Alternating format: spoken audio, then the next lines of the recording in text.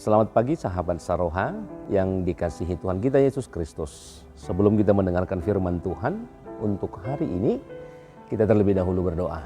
Kita berdoa, kasih karunia bagimu dan damai sejahtera yang dari Allah Bapa di dalam Kristus Yesus Tuhan kita.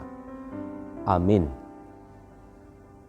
Sahabat Saroha yang dikasihi Tuhan kita Yesus Kristus, tentu kami senantiasa mengucapkan selamat ulang tahun kepada saudara-saudari kami yang berulang tahun untuk hari ini dan dalam satu minggu ini. Kiranya kasih karunia Tuhan senantiasa memberikan saudara kesehatan, panjang umur, dan tentunya Tuhan memberikan banyak berkat-Nya dalam kehidupan saudara untuk hari-hari ke depan. Demikian juga buat saudara-saudara kami yang sampai saat ini masih di dalam keadaan sakit, yang dirawat di rumah, demikian juga yang dirawat di rumah sakit. Kami senantiasa berdoa, kiranya Tuhan senantiasa memberikan saudara pemulihan, agar untuk hari esok boleh kembali melaksanakan segala kegiatan seperti sedia kala yang sudah dilakukan di kehidupan saudara. Tuhan Yesus memberkati. Sahabat Saroha yang dikasihi Tuhan kita Yesus Kristus, firman Tuhan yang menjadi renungan untuk pagi hari ini tertulis di Rut pasal yang kedua, ayat yang ke-12. Demikian firman Tuhan. Tuhan kiranya membalas perbuatanmu itu, dan kepadamu kiranya dikaruniakan upahmu sepenuhnya oleh Tuhan, Allah Israel, yang di bawah sayapnya engkau datang berlindung. Demikian firman Tuhan. Sahabat Saroha, saudara yang dikasihi Tuhan kita Yesus Kristus, kita hidup di zaman yang sangat gemar dengan pencitraan dan tentunya validasi yang instan. Di media sosial, kita ingin orang tahu kalau kita itu adalah orang yang baik, kalau kita rajin, kalau kita juga adalah orang yang berjasa. Jika tidak ada yang like atau komen, rasanya perbuatan baik yang kita lakukan itu seperti hilang ditelan angin.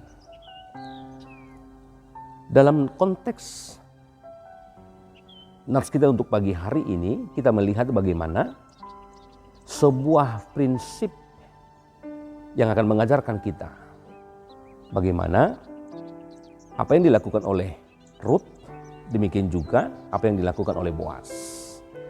Siapa Rut saat itu? Rut adalah seorang buruh ketika itu, buruh harian lepas di sebuah ladang. Dia tidak punya alat atau cara untuk mempromosikan siapa dia. Misalnya untuk zaman ini dia tidak memiliki Instagram juga. Dia tidak memiliki akun yang bisa memposting apa yang dia lakukan. Tetapi hari ini kita mau melihat bagaimana Rut di tengah-tengah kehidupannya yang setiap harinya dia melakukan sebuah kegiatan untuk mengurus mertuanya. Tetapi dia lakukan itu tentu dengan hati yang ikhlas. Dia hanya melakukan yang benar di tempat yang tidak terlihat oleh orang banyak, atau di bawah terik matahari. Yang dia lakukan adalah memungut sisa-sisa jelai. Itulah yang dia lakukan setiap harinya. Dan tentunya apa yang dia lakukan, dia tidak mencari perhatian si pemilik ladang itu, yaitu Boas.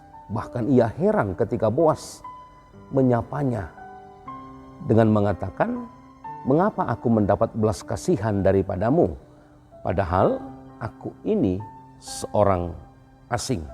Kita bisa melihat di pasal yang kedua, ayat yang ke-10.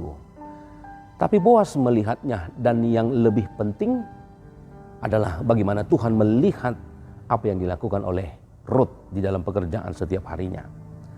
Boas menyebut apa yang dilakukan atau apa yang diperbuat atau tindakan Rut adalah sebagai, seperti yang dikatakan dalam nats kita, datang berlindung di bawah sayapnya. Inilah yang dilihat oleh Boas, menyebut tindakan Rut itu sendiri sebagai yang datang berlindung di bawah sayapnya. Sahabat Saroha yang dikasihi Tuhan kita Yesus Kristus, mungkin kita juga hari ini melakukan banyak hal yang baik, yang tentu yang tidak terlihat, yang tidak dilihat, dan tidak dihargai oleh manusia. Kita bekerja setiap hari dan kita bekerja dengan keadaan yang setia, diam-diam, tanpa banyaknya pujian dari orang yang merasakan apa yang kita perbuat, baik dari atasan dan juga dari orang-orang yang lain. Tentu Anda melayani juga dalam keluarga dengan setia, dengan kerajinan, dengan tanpa batas, tapi tanpa ucapan terima kasih. Kita juga mungkin dalam keseharian kita berusaha untuk menjaga sebuah integritas meski tidak ada yang mengawasi apa yang kita lakukan. Tetapi karena kita memiliki integritas dalam pekerjaan, maka pekerjaan itu juga kita lakukan walaupun tidak ada yang melihat, tidak ada yang mengawasi. Yang terpenting bagaimana tanggung jawab, bagaimana pekerjaan yang diserahkan kepada kita bisa kita lakukan dengan semaksimal mungkin hanya untuk menjaga kita memiliki integritas apa yang dipercayakan, maka itu juga yang harus kita lakukan. Sahabat Saroha, apa yang mau dipesankan nats ini kepada kita untuk pagi hari ini? Tuhan tidak pernah berhutang budi pada umatnya. Tetapi upah yang daripada Tuhan tidak selalu berbentuk diketahui orang banyak atau memiliki sebuah bonus yang besar, meski itu bisa terjadi. Tetapi upah dari Tuhan seringkali adalah sebuah naungan itu sendiri. Seperti yang dikatakan di dalam nats kita, bagaimana berlindung di bawah sayapnya. Sehingga upah yang dari Tuhan itu juga sering di tengah-tengah kehidupan kita adalah perlindungan, lindungan atau naungan daripada Tuhan itu sendiri. Saat kita memilih berlindung di bawah sayapnya, yaitu dengan melakukan hal-hal yang benar dan tidak mencari panggung supaya orang melihat dan orang mengetahui apa yang kita lakukan. Tetapi kita justru menemukan sebuah ketenangan karena kita berlindung di bawah sayap yang dikatakan Rut di dalam nats kita pada pagi hari ini. Kita tidak perlu lagi lelah hanya untuk menjaga sebuah gengsi, karena kita tahu apa yang Tuhan lihat dalam kehidupan kita yang tidak dilihat orang lain. Walaupun itu tersembunyi, tetapi hal yang terkecil yang bisa kita lakukan dengan baik adalah sangat berharga di mata Tuhan. Hal inilah yang mengingatkan kita untuk hari ini. Bagaimana kita melakukan satu kebaikan kecil yang benar-benar walaupun tidak terlihat orang banyak, tetapi hanya kita dan Tuhan yang tahu. Tentu kita juga akan selalu merasa bersyukur.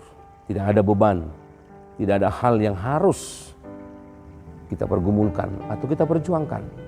Hanya sebuah gengsi dan hanya sebuah ketenaran. Tetapi lakukanlah sesuatu hal yang baik, yang walaupun hanya Tuhan yang tahu. Saatnya Tuhan juga akan memberikan kita pujian. Bukan dari dunia ini, tetapi kita akan memiliki upah. Apa yang akan Tuhan berikan di tengah-tengah kehidupan kita. Dan juga kita mampu merasakan bagaimana rasanya berada di dalam lindungan sayap Tuhan. Tuhan Yesus memberkati. Kita berdoa. Bapa di surga, terima kasih Tuhan. Segala berkat Tuhan, lindungan, naungan Tuhan dalam kehidupan kami.